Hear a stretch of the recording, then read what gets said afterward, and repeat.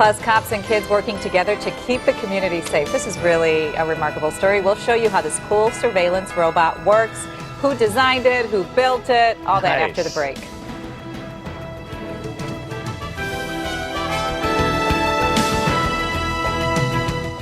I'm having a good time here. For the third year in a row, Grundy Area Vocational Center students build a surveillance robot. You're taking a look at it there. And police officers are planning to use it now. And joining us this morning, we have Jim Falbo, electrical instructor there. I have Ryan, Josh, and the Shorewood Chief of Police, Paleo. I'll get to all of you in a moment, but let me start with you, Jim. You said that this robot is in its third year. How did it all start? It started out as an RC truck with just a cheap wireless camera on board. I brought it to ExxonMobil to get donations to keep building on it. And each year students come up with more and more ideas, and this is now the fourth generation.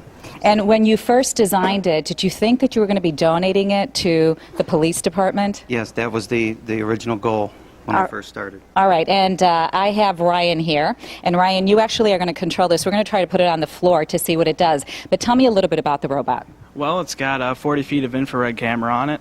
It's got a 12-volt horn strapped to the right. It has a spotlight used for distractions, and it's got a strobe light centered in the middle. All right, and when it's being used by the police department, Ryan, what do you expect it to be able to do? Excuse me.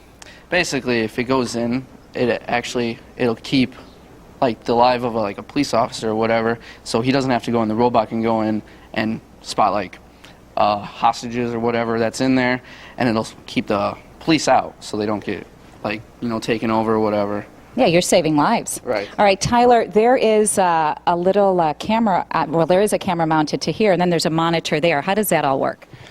The camera's just on there, so you don't have to be right on top of the robot when you're going. Like you said, we're trying to save lives with it. And the monitor, you just sit outside, and you can drive the robot in and just keep the cops out of danger. Hey, Ryan, why don't you put it on the floor? Because I know this thing makes noise. You were testing it out during the break, and it's pretty remarkable.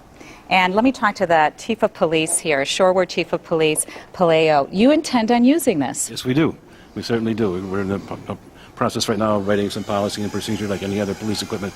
We're going to make sure that we know how to operate it before we actually bring it out into the field. And do you feel confident that this will work the way that it's intended to? I've seen demonstrations, and we've been with the students in their open house, and when they made the donation to us, and yes, it's going to work. And you acknowledge them in a unique way here. There's a plaque here that you sent.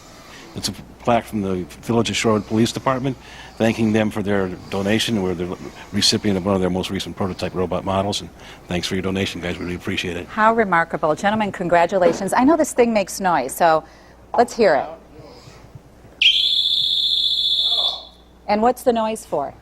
It is to distract and check if people are really dead or faking. So it protects officers in another way.